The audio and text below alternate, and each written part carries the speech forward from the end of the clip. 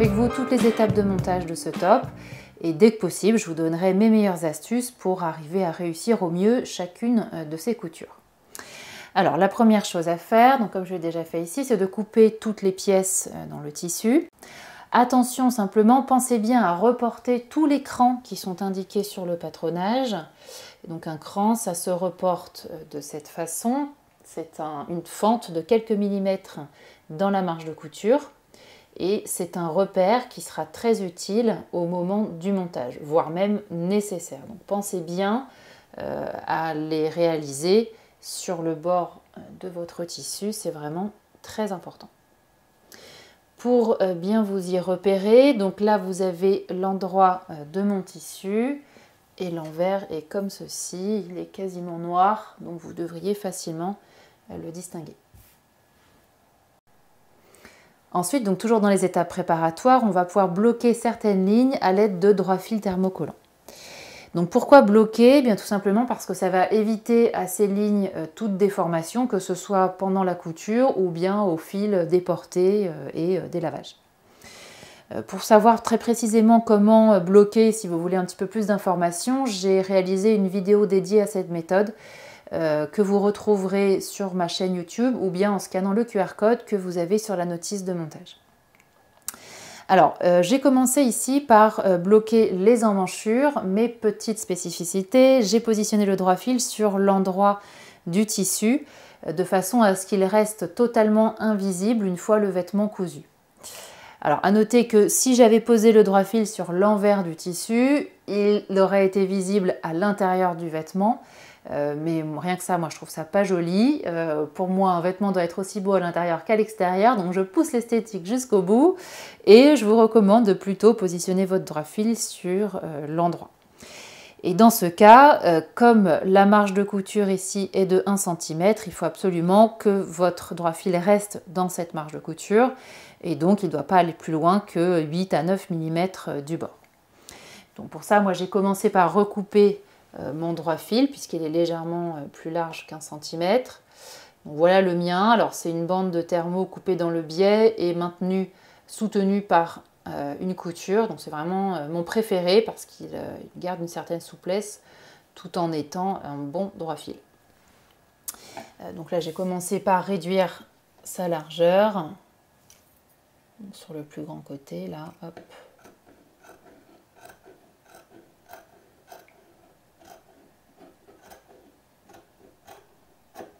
Je le recoupe et donc ensuite je suis venue le thermocoller sur l'endroit et bord à bord à l'aide de mon fer.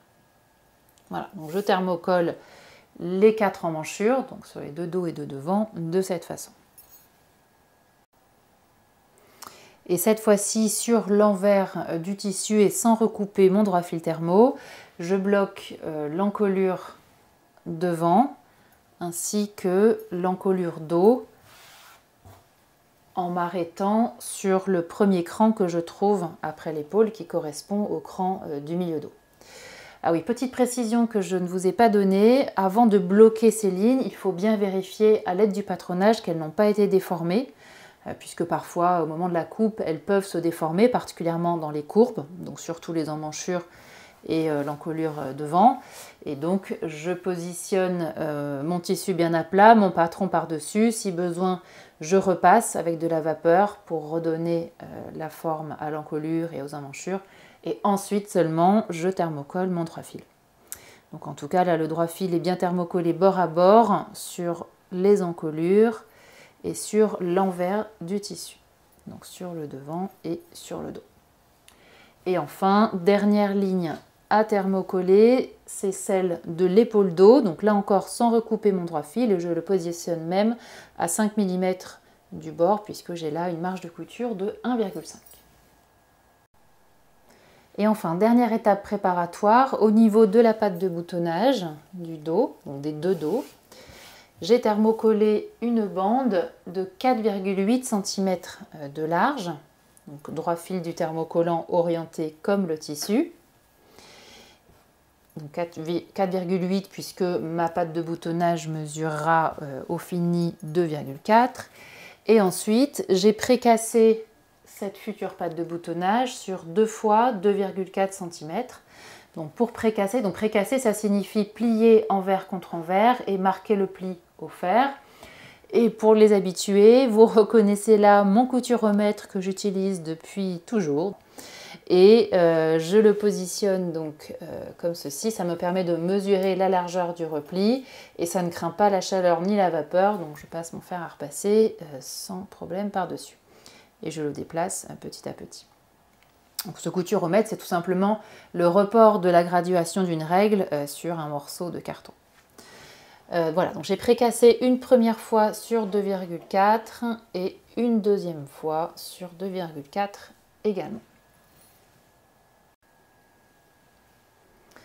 Alors, sur les épaules du dos et du devant, j'ai commencé par précasser sur 5 mm, donc comme on le voit ici, et j'ai glacé le repli, donc c'est-à-dire que j'ai piqué dans la marge de couture simplement pour le retenir en place. Alors, petite astuce ici, comme le repli est très étroit quand même, vous pouvez utiliser un très long point et ne pas faire de point d'arrêt ni au début ni à la fin, ça permettra d'avoir des débuts, des extrémités un peu plus nettes. Donc j'ai fait ça sur les 2 épaules du devant et également sur les 2 épaules du dos. Ensuite, je vais positionner mes pièces devant et dos endroit contre endroit. Donc attention à bien choisir le bon dos pour faire correspondre à la bonne épaule devant. Donc je positionne ici, là j'ai le milieu de mon encolure devant, donc il doit correspondre avec ma patte de boutonnage. Voilà, je positionne mes 2 épaules parfaitement bord à bord, j'épingle les extrémités et là je vais piquer à 1 cm et ensuite je pourrai ouvrir la couture au fer. Donc j'assemble les 2 épaules du devant et du dos. Et donc voilà ce que ça donne une fois que les 2 coutures ont été faites, puis ouvertes à l'aide de mon fer.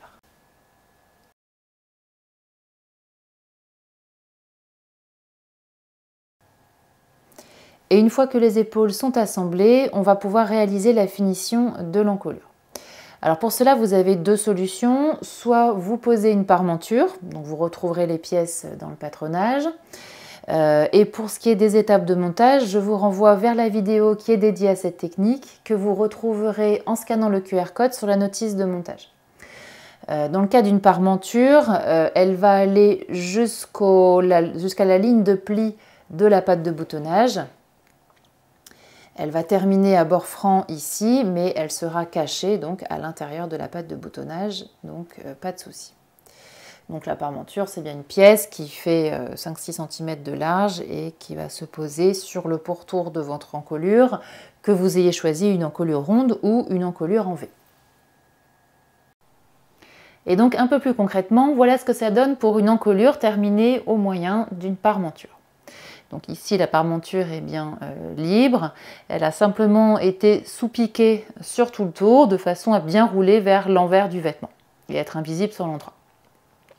Simplement, moi c'est vrai que c'est pas une finition que j'aime beaucoup parce qu'au moment, ne serait-ce que d'enfiler le vêtement, la parmenture a tendance à sortir vers l'endroit.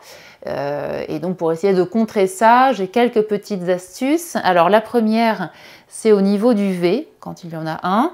Là, j'ai piqué à la main un seul petit point, un point très lâche, qui ne prend qu'un seul fil du devant du tissu pour être parfaitement invisible. Donc ça permet quand même de maintenir un peu la pointe du V. L'autre astuce, c'est de piquer dans la couture du sillon de l'épaule, de façon à maintenir la parmenture ici sur toute la longueur de l'épaule, pour la maintenir bien fixe. Et enfin, la dernière, c'est au dos. Ici, donc la parmenture, elle va bien jusqu'à l'extrémité, jusqu'au pli en fait, des pattes de boutonnage. Et au niveau de toute la patte de boutonnage, ici, j'ai réalisé un point à la main, de façon à maintenir ma parmenture bien fixée sur cette patte, et là encore, pour lui éviter de rouler, de sortir vers l'endroit du vêtement. La deuxième façon de finir cette encolure, c'est de poser un biais plaqué. Donc un biais que l'on va commencer par coudre sur l'endroit, puis que l'on basculera vers l'envers du vêtement et ensuite qui sera surpiqué sur le pourtour. Donc le biais sera bien invisible sur l'endroit, on verra uniquement la surpiqûre sur le pourtour de l'encolure. Personnellement, c'est vraiment la finition que je préfère pour les encolures, bien qu'elle soit un petit peu plus difficile à réaliser que la pose d'une parmenture, mais je trouve que ça vaut le coup et on va voir dès maintenant toutes les étapes de montage pour vous permettre d'y arriver au mieux. Alors déjà que vous ayez choisi une encolure ronde ou une encolure en V, la pose d'un biais plaqué sera possible. La seule différence, c'est que sur une encolure ronde, le biais sera en un seul morceau, tandis que sur une encolure en V, il sera en deux morceaux. Il y en aura un de chaque côté du V et on réalisera un raccord entre les deux morceaux de biais au niveau du V. On va voir toutes ces étapes ensemble. Dans les deux cas, donc encolure ronde ou encolure V, le biais va commencer et s'arrêter au niveau du cran du milieu dos. Donc ce cran qui se situe au plus proche de la patte de boutonnage, à environ 1 cm. Là et là. Donc on va le démarrer et l'arrêter sur ce cran. Alors avant toute chose, on va s'intéresser au biais et déjà je vous recommande de prendre un biais qui soit au moins aussi fin et souple que votre tissu, que le vêtement. Surtout évitez les biais qui sont dans des tissus trop secs, assez rigides, ça risque de donner un effet cartonné à votre encolure et ce sera vraiment pas joli. Donc vous pouvez le faire soit dans le même tissu, voilà, comme j'ai fait ici, si votre tissu n'est pas trop épais, pas trop rigide. Sinon, vous pouvez le choisir alors plutôt en coton, ce sera bien plus facile à poser, et dans un coton vraiment très fin et très souple, dans une matière un peu type Liberty. Voilà, donc ensuite j'ai commencé par préparer mon biais. Là je vais le recouper à peu près aux dimensions, donc je vais environ d'un cran à l'autre, je le coupe légèrement plus long. Et ensuite, deuxième étape très importante, j'ai plié mon biais en deux, donc comme ceci, et j'ai marqué le pli au fer, mais de façon à avoir un côté plus étroit que l'autre. J'ai celui-ci qui est plus étroit d'environ 2 mm que celui qui est en dessous.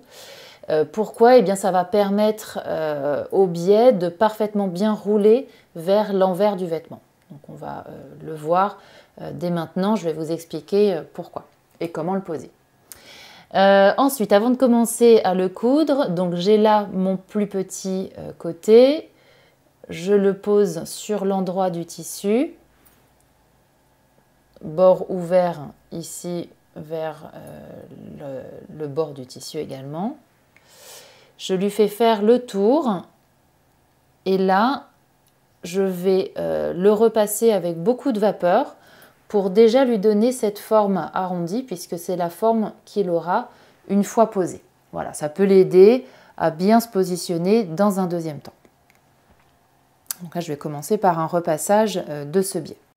Pour une encolure en V, donc comme ici, je vais également réaliser une finition au biais. Donc première chose, j'ai commencé par préparer mon biais, donc comme précédemment, je l'ai plié en deux de façon à avoir un petit côté plus étroit que l'autre de 2 mm et j'ai marqué le pli au fer sur tout le long. Ensuite, je vais m'occuper de la pointe du V ici et à l'aide d'un friction pen, donc un stylo qui s'efface à la chaleur, c'est l'idéal, je vais marquer mes futures lignes de couture et je suis bien ici sur l'endroit de mon tissu. Donc là, ici, j'ai l'envers qui est plus clair et là, je suis sur l'endroit. Donc ici, j'ai une marge de couture d'1 cm sur tout le tour. Donc, je vais marquer des lignes à 8 mm du bord, de part et d'autre du V sur environ 5-6 cm. Je ne vais pas jusqu'à la pointe pour le moment, puisque au niveau de la pointe, je dois m'éloigner d'1 cm maximum. Donc là, je me marque un petit repère. Et je vais joindre ces deux lignes. Le but est de trouver l'intersection de ces deux lignes sur cette ligne-là. Et donc, je vais terminer ici mon tracé en courbe. et je dois avoir un tracé symétrique entre la droite et la gauche. Donc là, hop, je trouve mon point d'intersection. Je peux dépasser légèrement puisque le stylo s'efface à la chaleur. Donc le but de ce tracé, c'est vraiment de trouver ce point d'intersection-là qui va être essentiel au moment de piquer le biais. On va le voir tout de suite. Ensuite, je vais ouvrir mon biais. Donc, je repère quel est le plus petit côté. Donc moi, il est là. J'ouvre complètement mon biais. Je prends ce plus petit côté, donc ici, et je vais le positionner endroit contre endroit en mettant son extrémité au niveau du cran. Et je le positionne de façon à ce que son premier pli, ici, se trouve à un petit centimètre du bord du tissu. Donc là, je mets simplement une épingle. Je vais ouvrir la patte de boutonnage pour éviter de la prendre dans la couture. Et là, je vais commencer à piquer mon biais. Alors comme là, c'est une encolure très ronde avec un arrondi très marqué, je vais presque pousser mon biais, donc à l'inverse de l'étirer, je vais au contraire donner la matière à la machine pour avoir un biais vraiment très très souple. Et donc surtout ne pas l'étirer, puisque ça risquerait de faire un biais voilà, qui ressorte et qui soit mal posé. Donc je vais le piquer petit à petit. Donc là, je n'épingle pas plus le biais. Je vais le piquer très progressivement. Je pique à peu près des tronçons de 5 cm. Donc je le positionne à l'aide de mes doigts. Je pique dans le pli. J'arrête ma couture. Je positionne toujours à l'aide de mes doigts uniquement sur les 5 cm suivants. Donc là encore sans l'étirer, presque en poussant la matière. Je le mets bord à bord. Je le maintiens avec mes doigts. Je redresse et je pique. Je continue comme ça. Je le positionne sur environ 5 cm, bord à bord. Je redresse et je pique. Donc on va maintenant pouvoir poser notre biais sur cette encolure en V avec une petite spécificité, c'est que de par cette forme, on va poser 2 morceaux de biais, donc un de chaque côté du V, et donc ils vont tous les deux s'arrêter, enfin, les coutures de chacun des biais doivent s'arrêter très précisément au niveau de ce point d'intersection, donc d'où l'intérêt de l'avoir tracé au préalable. Et à ce niveau-là, on va faire un raccord de biais un peu spécifique, comme je vais vous le montrer. Alors, première chose, on va repérer le petit côté du biais, c'est celui-ci. Voilà, donc j'ouvre entièrement mon biais. Ici, j'ai donc son petit côté. De même que pour l'encolure ronde, le biais va s'arrêter sur le premier cran après l'épaule, qui correspond au milieu dos. Et je mets simplement une première épingle ici, de façon à positionner le premier pli du biais à un petit centimètre du bord.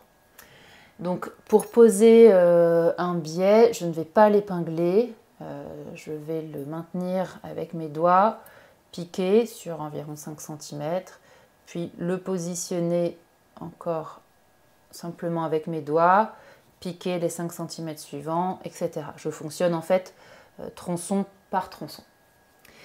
Et très important, au niveau de la pointe, ici, donc je vais le piquer jusque là et je vais arrêter ma couture très précisément sur le point d'intersection que j'ai tracé. Voilà la première couture du biais qui a été faite. Donc surtout au moment de piquer, je n'ai surtout pas étiré le biais, je l'ai laissé aller. Et voilà la couture qui est arrêtée, vraiment, alors là, quasiment sur l'intersection. Donc pour m'aider, à peut-être à peine 1 mm de l'intersection, mais bon, ça va encore. Pour m'aider, j'ai positionné une épingle ici que j'ai piquée dans l'intersection avant d'arriver dessus. Donc ça me permettait plus facilement de repérer son positionnement et de pouvoir arrêter ma couture là où il faut. Donc au niveau de la pointe, là j'ai de plus en plus rapproché le biais du bord pour suivre la courbe que j'avais tracée, puisque là j'arrive à un peu moins d'1 centimètre de marge de couture. Et maintenant je vais recouper mon biais environ 2 cm plus loin que ma pointe. Hop, voilà. Et je vais pouvoir me servir de l'autre partie du biais pour positionner sur l'autre côté de l'encolure V. Et là, donc, de la même façon, je repère le petit côté, il est ici, je déplie, donc j'ai là mon petit côté. Et je vais démarrer cette fois-ci au niveau de la pointe, ce sera plus facile pour piquer précisément. Donc là, je laisse dépasser de 2 cm avant de démarrer à piquer. Et voilà, je le positionne comme ceci. Donc je le cale là, pile en face de la couture de l'autre biais, puisque là je dois vraiment arriver précisément au même endroit à ce niveau-là. Donc là, je l'épingle, puisque là il est bien positionné. Et je peux même me mettre un petit repère à l'intérieur, puisque je sais que je vais devoir piquer ici. Voilà, c'est vraiment ici que doit démarrer ma couture. Hop, je l'ouvre et là je peux mettre un petit repère pour pouvoir la démarrer précisément là. Donc je démarre ma couture précisément sur le point que je viens de faire, et de la même façon je positionne mon biais petit à petit sans l'étirer, en mettant le pli à un petit centimètre du bord, et je le pique jusqu'au cran, au premier cran après l'épaule qui est là. Et donc voilà ce que ça donne au niveau de la pointe. Donc les deux coutures se rejoignent très précisément ici, et j'ai laissé donc les biais dépasser d'environ 2 cm de part et d'autre. Donc voilà la première couture de mon biais qui est faite. Donc j'ai bien pliqué dans le premier pli que j'ai positionné à un petit centimètre du bord. Donc ça fait soit une pose du biais bord à bord, soit quelques millimètres en fonction de la largeur de votre biais. Maintenant je vais désépaissir ce biais, donc je vais le recouper d'1/4 de sa largeur. Donc je l'ouvre complètement, comme c'est un morceau, c'est une bande de tissu qui est pliée en 4, et bien je vais couper le long du dernier repli, du repli extérieur, de façon à supprimer 1/4 de sa largeur. C'est pas évident de bien l'ouvrir. Je l'ai là. Hop.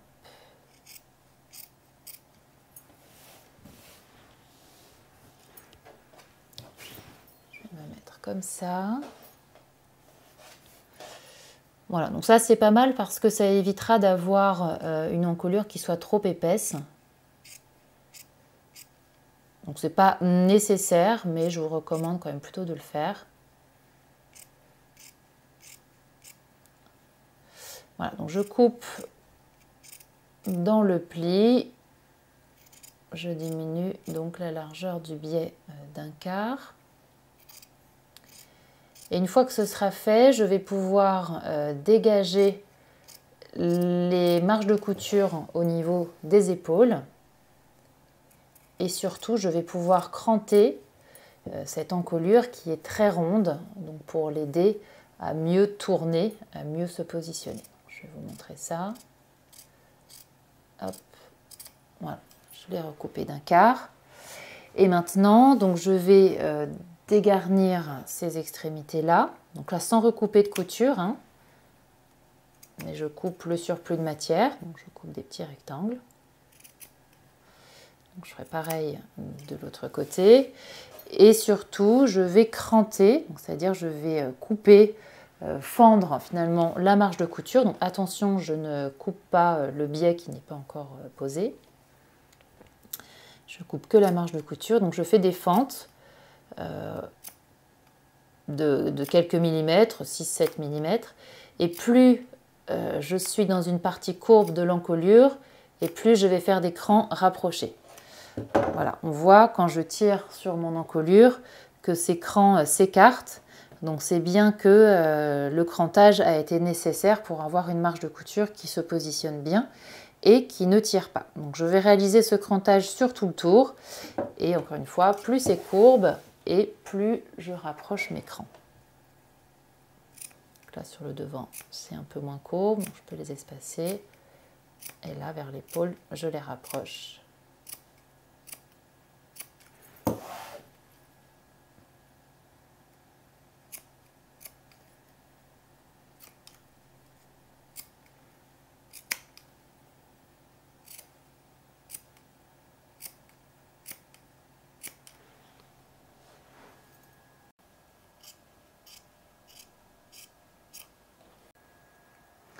Et je vais maintenant pouvoir réaliser ce fameux raccord de biais au niveau du V. Alors j'ai commencé par cranter la marge de couture au niveau de la pointe du V, donc c'est-à-dire la couper, en m'approchant jusqu'à 1 mm de la couture. Voilà, je vais vraiment assez proche de la couture, sans la couper bien sûr. Voilà. Ensuite je vais replier le biais par-dessus la marge de couture, et là je peux positionner une petite épingle.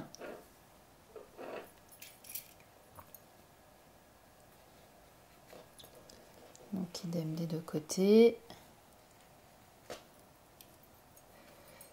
Et je vais maintenant plier mon tissu, mon top, enfin mon devant, en deux, endroit contre endroit. Donc je fais bien correspondre les emmanchures, les côtés, de façon à vraiment le plier parfaitement en deux et d'arriver sur le milieu de ma pointe. Donc là, je fais ressortir mon biais. Je continue à le positionner correctement.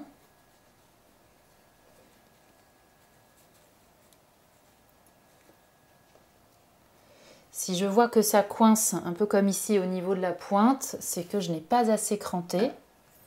Donc là, je reprends mon ciseau et je vais très précisément cranter au niveau de sa pointe, quasiment jusqu'à la couture. Voilà. Attention à ne pas la couper, hein, par contre. Ensuite, donc, je continue à bien positionner mon biais plié en deux. Donc, je retrouve ici le pli du milieu du biais et je positionne mes deux biais bord à bord au niveau du pli.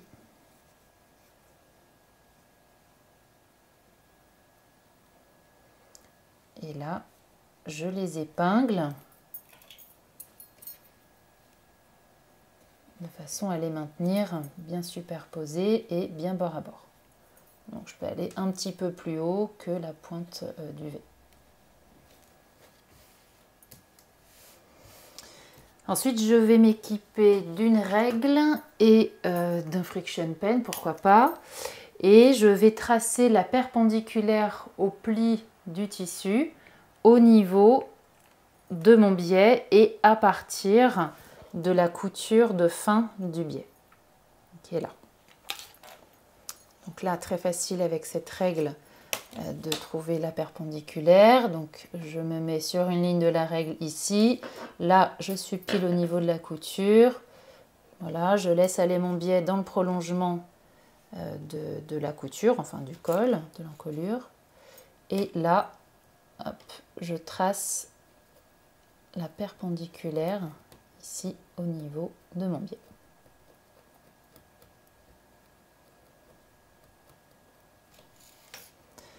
Et sur cette ligne, je vais piquer à tout petit point.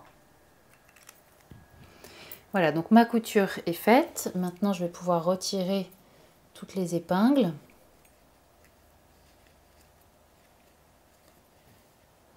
Je vais ouvrir cette marge de couture.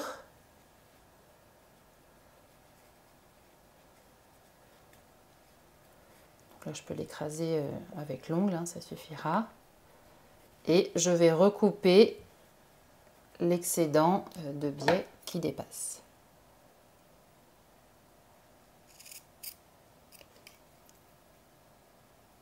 Donc, attention à ne pas recouper la pointe de mon biais. Et donc voilà le biais qui est, enfin la pointe de mon biais qui est joliment formée avec son raccord. Et ensuite, alors le reste sera identique à l'encolure ronde. Donc je vais cranter la marge de couture, surtout dans les arrondis. Donc, je peux cranter un petit peu ici, un peu plus là au niveau de l'épaule et au début du dos. Et là, je dégarnis les extrémités de la marge de couture de l'épaule, simplement pour diminuer les surépaisseurs.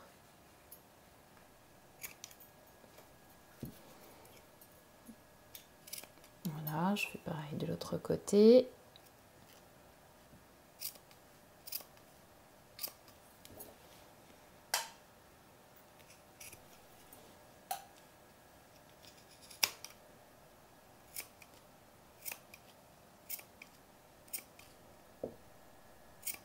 Et ensuite, à l'aide du fer, je vais basculer d'abord le premier repli du biais par-dessus la marge de couture. Donc le fer va m'aider à bien positionner et maintenir mon biais. Et dans un deuxième temps, je pourrai basculer l'ensemble du biais vers l'envers du vêtement. En principe, comme j'ai commencé par poser le petit côté de mon biais, eh bien, le grand côté va faire que automatiquement j'aurai ce petit bourrelet de tissu qui va se créer.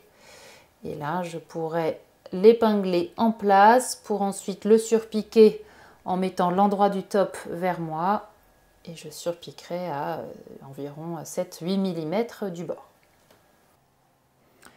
Ensuite, j'ai basculé simplement une épaisseur du biais par-dessus la marge de couture à recouvrir et je me suis aidée du fer pour bien le positionner. Donc ça, c'est une étape qui est vraiment très importante. Donc je tenais à vous la montrer. Ici, on voit encore mon droit fil thermo qui est apparent, mais c'est pas grave.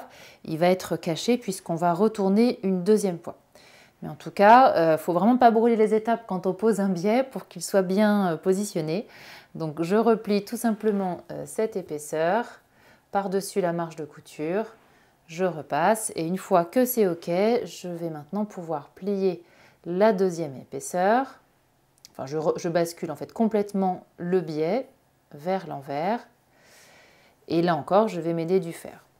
Donc là, on va voir apparaître sur le bord ici comme un petit bourrelet de tissu qui est dû au fait que le biais a un côté plus étroit que l'autre. Donc le grand côté est en dessous et permet de pousser la matière pour la faire apparaître ici. Donc ça permet d'avoir un biais parfaitement invisible sur l'endroit du vêtement. Donc là, je vais m'aider du fer pour bien le positionner. Et je pourrais mettre quelques épingles simplement pour le maintenir bien en place. Et ensuite, j'ai donc plaqué entièrement le biais vers l'envers. Je l'ai repassé très soigneusement. Voilà, j'ai tiré un peu comme ça quand je voyais qu'il ne se positionnait pas bien. Il faut que ça se positionne vraiment bien à plat. Et là, j'ai mis quelques épingles simplement de maintien que je retirerai avant de le surpiquer. Et j'ai également marqué ce pli d'1 centimètre jusqu'aux extrémités des pattes de boutonnage, puisque c'est un repère qui va être utile dès maintenant, puisque je vais réaliser maintenant le fourreau au niveau du haut de la patte de boutonnage. Donc pour réaliser le fourreau d'angle au niveau du haut de cette patte de boutonnage, donc je vais retirer l'épingle qui risque de me gêner. Et donc je vais laisser le premier pli de ma patte de boutonnage positionné envers contre envers. Et selon le second pli, je vais replier cette fois-ci endroit contre endroit. Donc le second pli se situe à la fin du thermocollant que j'ai positionné puisque ma patte de boutonnage mesure 4,8 cm de large. Là, donc j'ai positionné mes plis ici bord à bord. Je positionne une épingle et je vais piquer dans le pli que je viens de marquer. donc qui se trouve être ici à 1 cm du bord, et je pique uniquement sur la largeur de ma patte de boutonnage. Donc le haut de ma patte de boutonnage est maintenant piqué, donc la couture se trouve être dans le prolongement de la couture d'assemblage du biais. Maintenant je vais pouvoir dégarnir le haut de cette patte de boutonnage, donc uniquement sur les 2 premières épaisseurs, donc 1, 2, donc je coupe ici, et là je coupe à 1-2 mm de la couture, simplement pour diminuer, encore une fois, les surépaisseurs. Et maintenant je vais pouvoir replier le tout vers l'endroit. Et je vais m'aider d'un poinçon, donc cette petite pointe métallique, pour bien faire ressortir mon angle et avoir un bel angle droit à ce niveau-là. Voilà, je peux mettre un petit coup de repassage. Je vais à nouveau reformer mon biais ici, au cas où il se soit un petit peu déformé, comme c'est le cas, j'ai l'impression là. Je pourrais remettre une petite épingle avant de passer à la suite. Et une fois que mes fourreaux d'angle sont faits, comme ici, il ne me reste plus qu'à surpiquer mon biais sur tout le pourtour. Donc je vais vraiment aller d'une extrémité à l'autre.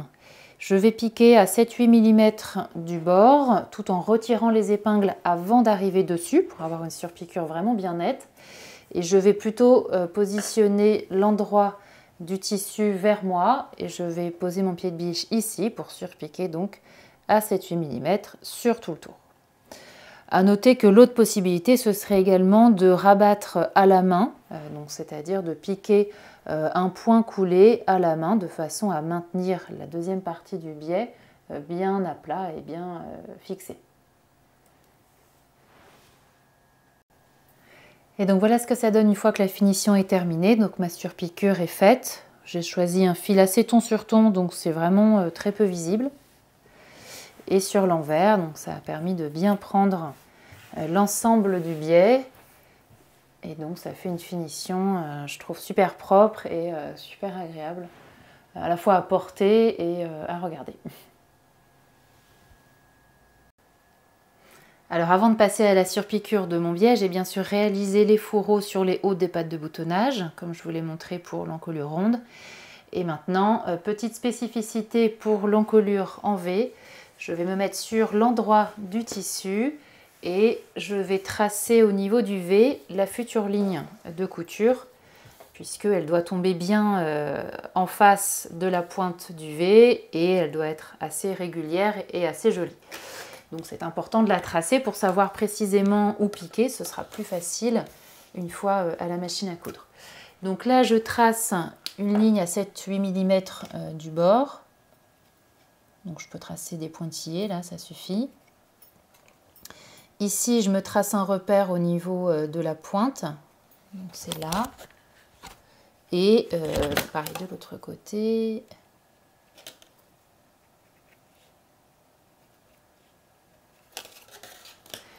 Et là, au niveau de la pointe, je vais rejoindre en courbe douce. Donc là, pour pas trop m'éloigner de la pointe du V. Et je fais une ligne qui me plaise à l'œil, puisque c'est sur cette ligne que je vais piquer. Alors comme il s'agit d'un friction pen, si jamais je ne suis pas contente de ma ligne, je vais pouvoir l'effacer à l'aide du fer et la retracer jusqu'à avoir quelque chose de satisfaisant. Et maintenant, je vais pouvoir piquer, donc endroit du tissu vers moi. Je vais piquer à 7-8 mm du bord sur tout le tour d'un seul tenant et surtout je retirerai les épingles avant d'arriver dessus pour avoir une surpiqûre bien nette. Et donc voilà ce que ça donne une fois que la surpiqûre est faite. Donc ça donne un rendu vraiment très net. Alors l'idéal c'est vraiment de choisir un fil parfaitement ton sur ton avec le tissu, ça évitera d'avoir une surpiqûre trop visible. Et sur l'envers, on a un très beau fini avec un beau rendu et là encore une pose du biais qui est parfaitement nette.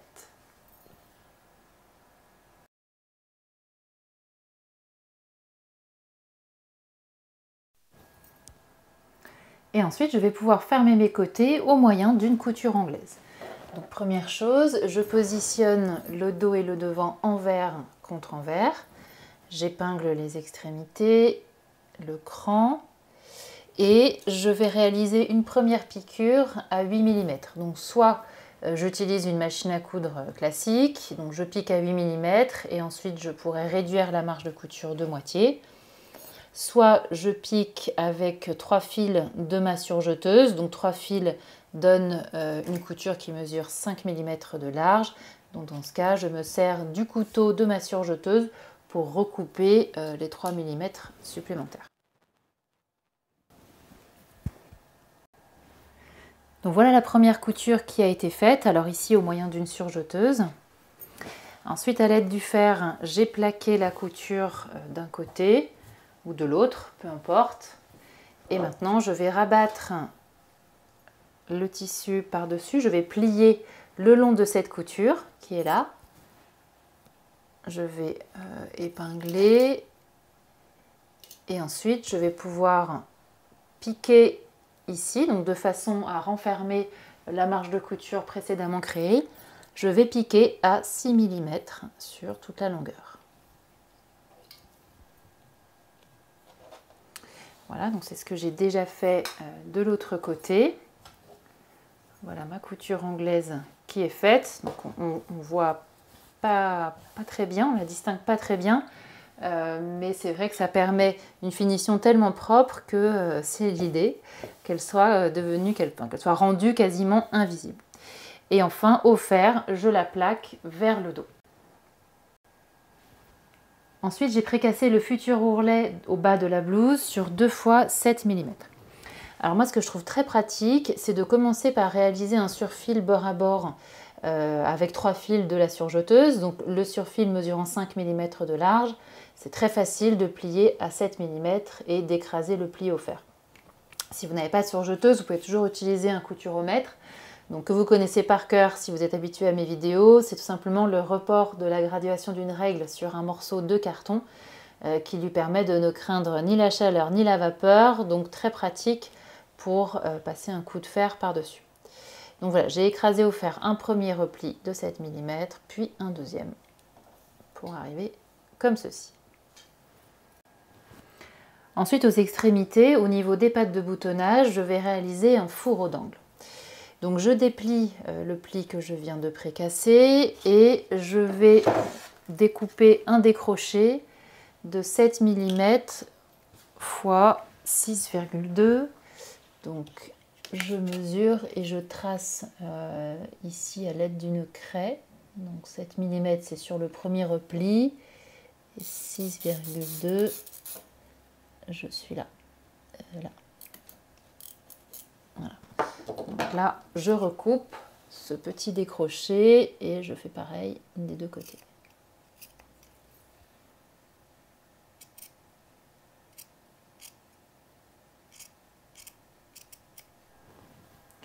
Ensuite, pour le fourreau d'angle, alors je vais laisser le premier repli positionné envers contre envers. Premier repli que j'avais marqué à 2,4 du bord pour la patte de boutonnage. Je vais plier endroit contre endroit cette fois-ci selon le deuxième repli. Donc à nouveau réalisé à 2,4 cm.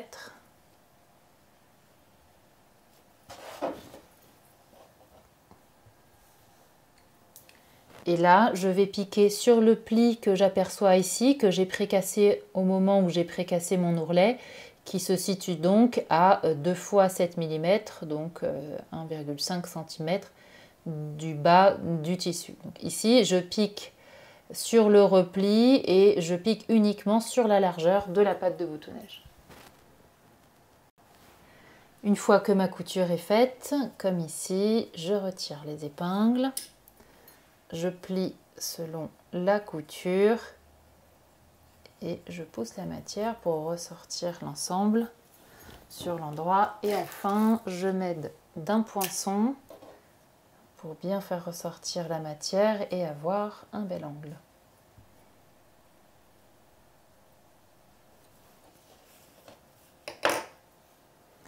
Voilà, et là je peux reformer le futur ourlet qui est là, et quitte à mettre une petite épingle et éventuellement un coup de fer à repasser en attendant que l'ourlet soit piqué.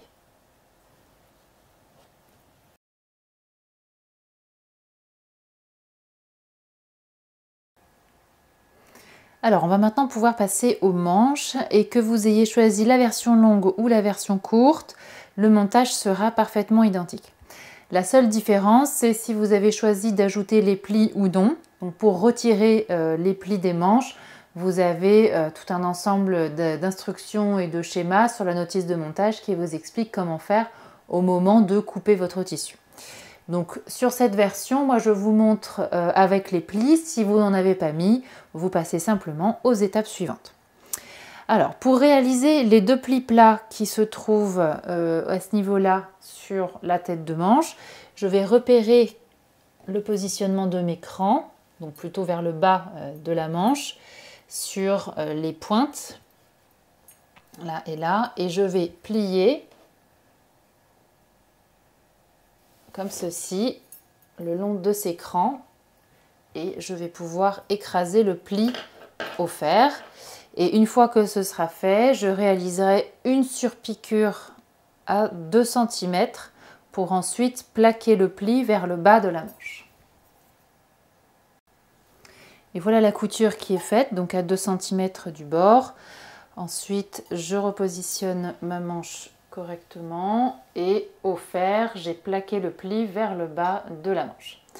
Voilà, maintenant je procède exactement de la même façon pour le deuxième pli. Donc je repère à nouveau les petites pointes, les 2 crans, je plie selon ces crans, envers contre envers, je précasse.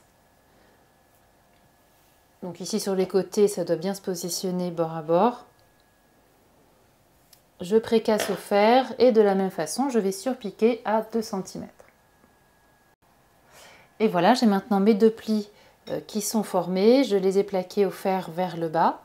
Je vais pouvoir épingler les extrémités parfaitement bord à bord avant de venir les glacer, c'est-à-dire piquer quelques points dans la marge de couture simplement pour les maintenir bien en place. Et là, le mieux, c'est de piquer du haut vers le bas des 2 côtés pour éviter d'avoir les plis qui remontent. Donc je pique de là vers là, donc à 5-6 mm du bord, et d'ici vers en bas, vers ici, pour plaquer les 2 extrémités. Et ensuite, j'ai piqué 2 fils de France parallèles dans la marge de couture de 1 cm, en allant environ 1 cm au-delà des crans. Donc là, j'ai mon cran de tête de manche. Ensuite, vers le devant, j'ai un cran là et un cran double. Donc je vais un petit peu plus loin. Et sur le dos de la manche, j'ai un cran là et un là. Donc je suis allée un petit peu plus loin. Donc un fil de France, ça s'obtient avec un point très long, une tension du fil très faible et surtout pas de point d'arrêt ni au début ni à la fin. Et on laisse les fils un petit peu dépasser. Pour le moment, on ne fronce pas et on réserve ça pour après. Maintenant, on va pouvoir former les plis au bas de la manche. Donc là, on retrouve plusieurs crans et on va les superposer endroit contre endroit et 2 à 2. Alors ici, j'ai le premier cran à 1,5 du bord, mais il correspond à la marge de couture. Donc je vais au cran suivant, j'en ai un là et un là. Je les superpose. Donc endroit contre endroit et j'épingle. Je vais faire ça sur tous les crans, au niveau de tous les plis. Et ici, je vais pouvoir piquer à la verticale, enfin perpendiculaire au bas de la manche. Je vais piquer sur 1,5 cm avec point d'arrêt au début et à la fin. Donc j'ai un premier pli ici, je continue, hop, j'en ai à nouveau 2 crans là, j'en ai un deuxième ici.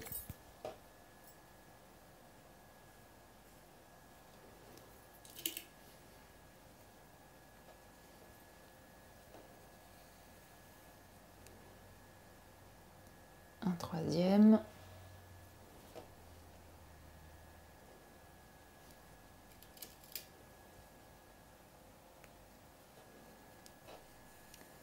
Et un quatrième.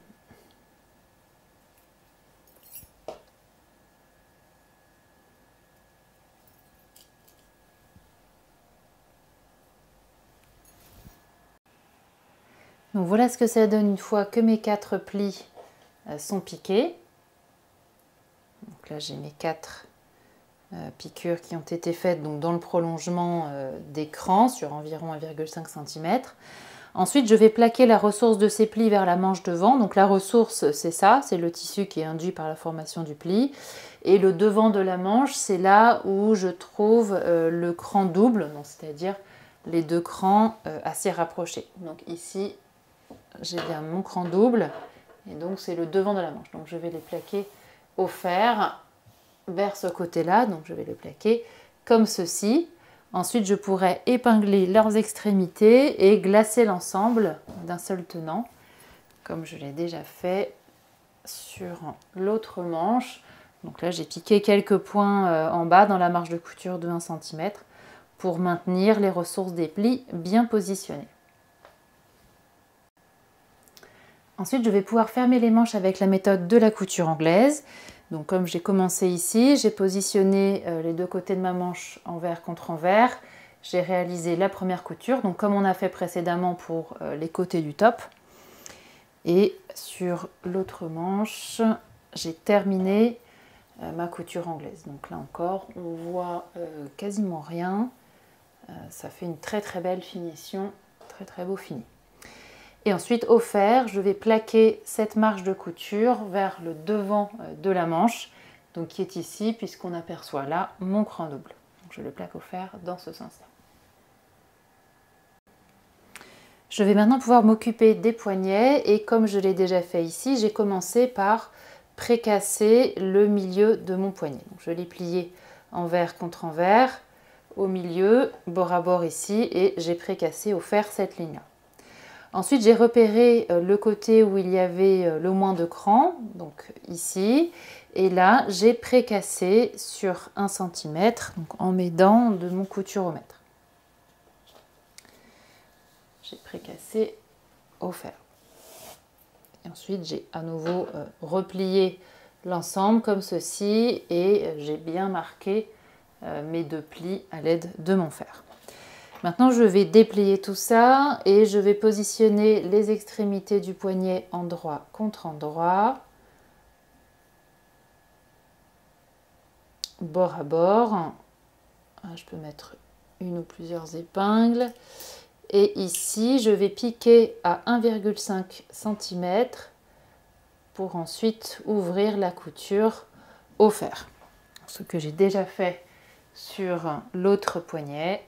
Et donc voilà ce que ça donne. Mon poignet est prêt à être monté sur la manche. Pour assembler le poignet sur le bas de la manche, je vais garder ma manche sur l'envers et mettre mon poignet sur l'endroit.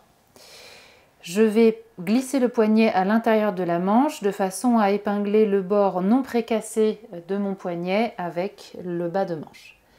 Donc je commence par faire correspondre la couture du poignet avec couture du côté de la manche. Où est-elle? Elle est là. Donc je glisse le poignet à l'intérieur. Et je superpose mes 2 coutures. Alors attention, il y a bien un poignet droit, un poignet gauche. Les crans ne vont pas être situés au même endroit entre le droit et le gauche. Et ensuite, donc je passe totalement mon bracelet de manche, mon poignet à l'intérieur de la manche. Et là, je vais épingler, donc ils font la même longueur. Et chaque cran correspond à un pli du bas de manche. Donc là, je peux épingler à chaque pli ou selon ce que je souhaite, de façon à positionner mon poignet bien bord à bord. Et sur cette ligne, je vais maintenant piquer à 1 cm.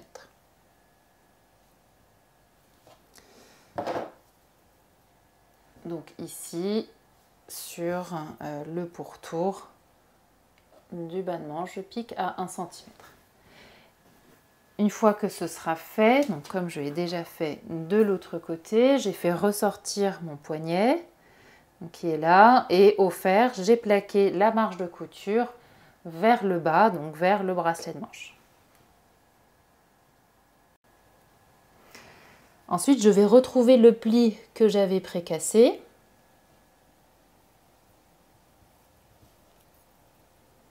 je le reforme et je vais basculer l'ensemble de façon à recouvrir totalement la marge de couture que je viens de créer et je vais maintenant l'épingler de sorte qu'il recouvre tout juste, qu'il dépasse un tout petit peu la couture que je viens de faire.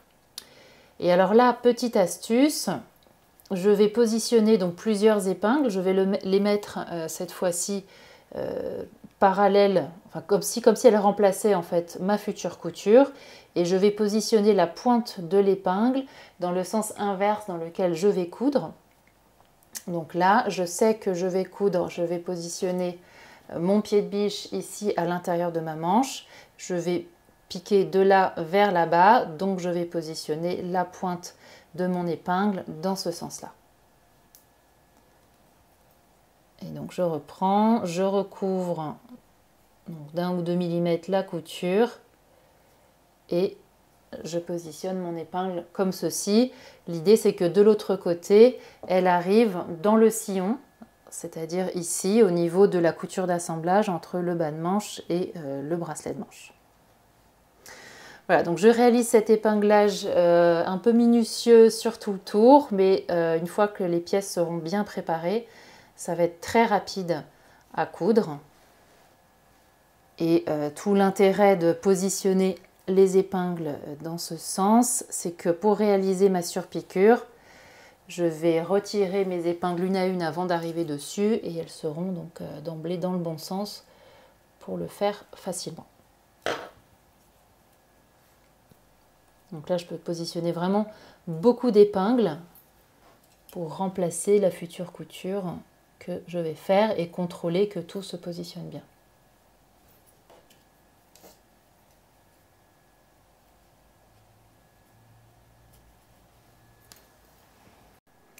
Donc voilà mon poignet qui est maintenant bien épinglé, bien préparé. Je peux également m'aider du fer pour à nouveau bien écraser le pli au bord là et vérifier que tout se positionne bien. Et maintenant, je vais positionner mon pied de biche ici, à l'intérieur, et je vais piquer dans le sillon de la couture, dans le sillon de la couture d'assemblage entre le bracelet de manche ou le poignet et la manche, et je vais piquer sur tout le tour. Donc en principe, ça va prendre automatiquement l'autre côté si la préparation a bien été faite.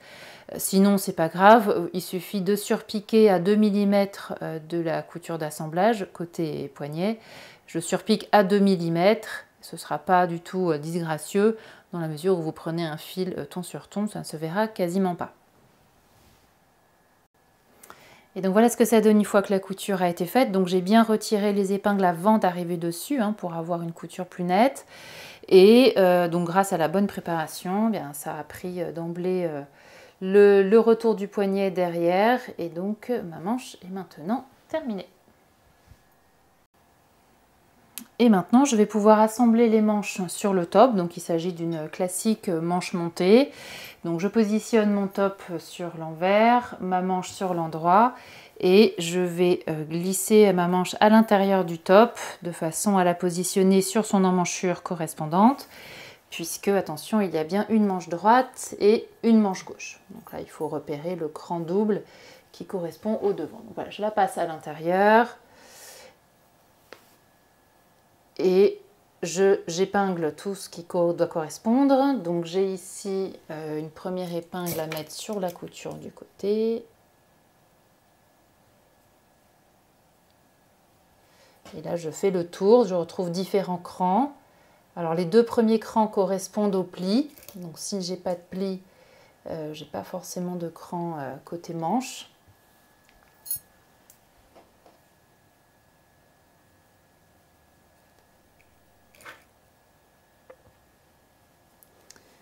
Et je continue sur tout le tour. Donc ici, je retrouve le cran double.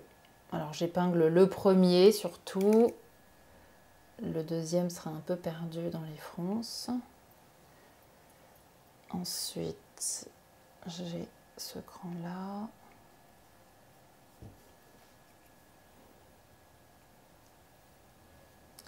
Puis ici, j'ai le cran de la tête de manche.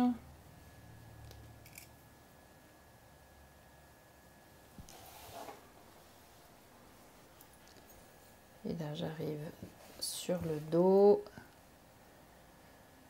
Là, je retrouve un premier cran.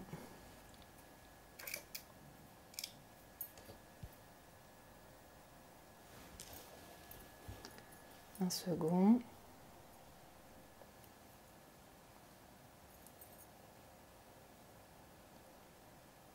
Où est-il? Ah, il est ici.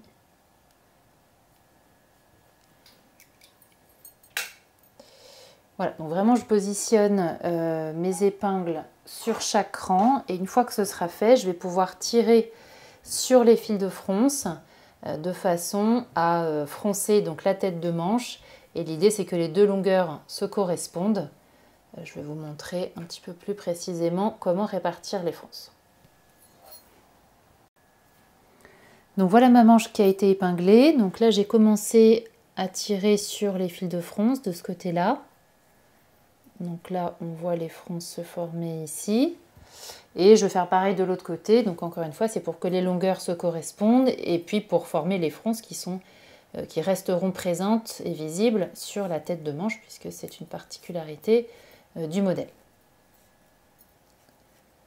Donc voilà, là je fais grossièrement donc correspondent les longueurs et je fais une répartition rapide des fronces. Et maintenant, je vais travailler tronçon par tronçon, donc entre chaque épingle correspondant au cran. Et là, je vais rajouter plus d'épingles. L'idée, c'est vraiment d'avoir une répartition très fine des fronces avant même de piquer. Donc, je me positionne comme ça. Je maintiens le tissu entre les deux épingles et à l'aide d'une autre épingle, je vais tirer les fronces pour les répartir uniformément sur ce tronçon-là. Et là, je rajoute des épingles.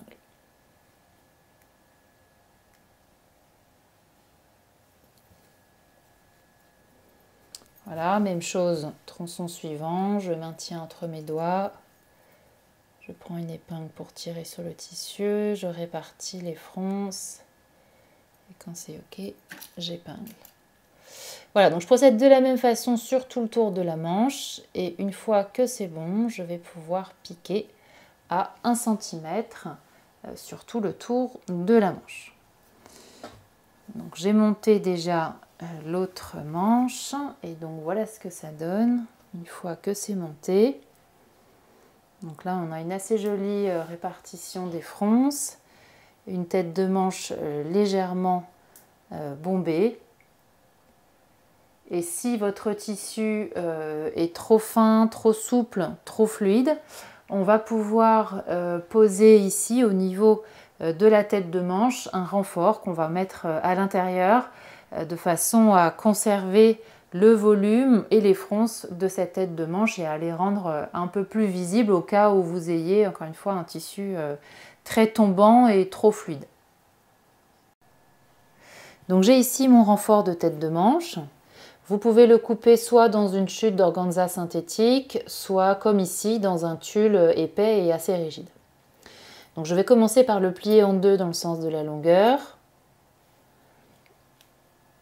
Et sur son bord ouvert, donc ici, je vais piquer un fil de fronce dans la marge de couture de 1 cm. Ce que j'ai déjà fait sur mon autre renfort, qui est là. Maintenant, je vais tout simplement le plier en deux pour trouver son milieu. Donc là, j'ai un cran. Et ce cran-là, je vais le faire correspondre avec la couture de l'épaule. Donc, il se trouve ici, sauf que je vais positionner le renfort côté manche, donc à l'intérieur. Et je vais positionner son bord ouvert, bord à bord, avec la manche, enfin, l'emmanchure. Ensuite, je retrouve un cran à chaque extrémité du renfort et je vais le faire correspondre avec le deuxième cran que je trouve de part et d'autre du cran de tête de manche. Donc, il est là. Donc là encore, je me mets bord à bord. Et en face, même chose.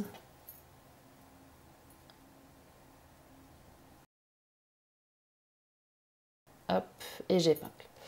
Une fois que j'ai mis ces 3 épingles, je vais pouvoir tirer sur le fil de fronce de façon à donc froncer ce renfort et le but étant que les longueurs se correspondent, puisque je vais ensuite piquer mon renfort sur la marge de couture pour l'assembler à la manche. Donc là, je vais rajouter autant d'épingles que je souhaite pour m'aider à bien positionner les fronces, bien les répartir.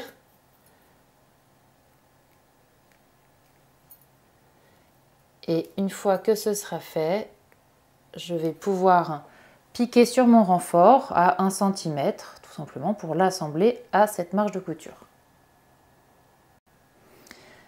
Donc voilà le renfort qui a été piqué. Je vais maintenant pouvoir retirer les épingles. Et on va voir comme ça permet de gonfler la tête de manche. Alors ce ne sera peut-être pas flagrant sur ce tissu. Là, ce n'était pas nécessaire d'en mettre sur ce tissu-là. Il tenait assez bien. Donc la marge de couture, automatiquement, elle se positionne vers la tête de manche quand on enfile la blouse. Et donc toute la matière va se retrouver à ce niveau-là, sous ce bombé-là de la tête de manche. Donc c'est exactement ce que je veux. Donc là, on voit bien que la tête de manche, les fronces de la tête de manche sont soutenues par le renfort qui est à l'intérieur. Donc ça peut être assez utile pour les tissus qui n'ont pas assez de tenue, qui sont trop mous et qui tomberaient un peu trop à plat à ce niveau-là. Et ensuite, alors que vous ayez choisi de poser un renfort ou non, vous allez maintenant pouvoir réaliser la finition de la marge de couture de l'emmanchure. Donc vous pouvez soit la border au moyen d'un biais très fin, soit la surfiler comme ici avec votre surjeteuse.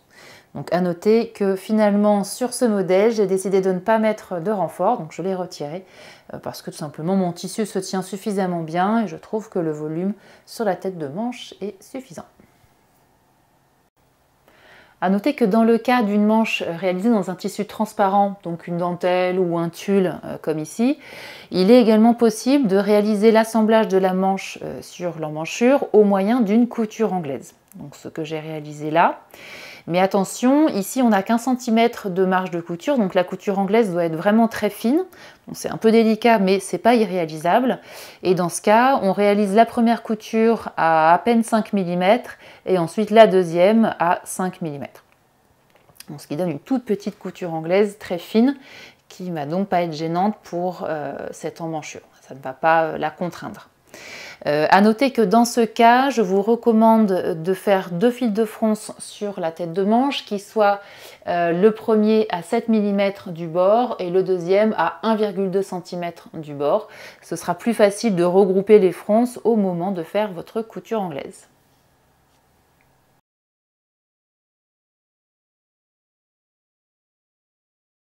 Donc j'ai commencé ici par surpiquer l'ourlet au bas de la blouse, donc je l'avais préparé au préalable, donc là c'était très simple. J'ai eu juste à surpiquer à 5-6 mm du bord, de part en part, donc en allant jusqu'aux extrémités des pattes de boutonnage. Et maintenant il ne me reste plus qu'à réaliser les boutonnières et à poser les boutons au dos de la blouse. Alors, par convention pour la femme, le dos se ferme toujours gauche sur droit. Donc, sur le côté gauche, je vais réaliser des boutonnières verticales. Donc, les boutonnières et les boutons vont d'ailleurs être suffisants pour maintenir la patte de boutonnage puisqu'elle n'a pas été surpiquée. Et donc, le centre du bouton va se situer à 1,2 cm du bord, donc de cette ligne-là, puisque ma patte de boutonnage mesure 2,4 cm. Et je vais placer le centre du premier bouton à 1,2 cm du haut, le dernier bouton à 5-6 cm du bas, et je vais répartir les 5 ou 6 autres boutons uniformément entre ces deux boutons des extrémités. Et donc voilà mes 7 boutons qui ont été cousus. Alors petite astuce, vous n'avez pas forcément besoin de faire toutes les boutonnières, ça évitera une bonne partie du travail. Pour la blouse col V, vous pouvez ne faire aucune vraie boutonnière puisque vous n'aurez pas besoin d'ouvrir les boutonnières pour pouvoir passer la blouse. En revanche, comme ici sur la blouse col rond, il faudra une vraie boutonnière, donc je n'en ai fait qu'une ici, puisque ce sera nécessaire d'ouvrir la blouse pour pouvoir l'enfiler. Mais voilà, ça fait déjà un bon petit gain de temps. Donc j'ai cousu tout simplement mes boutons en prenant les 2 épaisseurs de ma pâte de boutonnage. Et là, on ne voit pas que les boutonnières sont absentes. Et voilà, votre blouse est maintenant terminée. J'espère que vous avez pris beaucoup de plaisir à la coudre. Surtout, n'hésitez pas à la réaliser dans plein de tissus différents. Ça vous donnera à chaque fois un nouveau modèle. Et moi, je vous dis à bientôt pour un nouveau modèle et plein d'astuces couture en vidéo.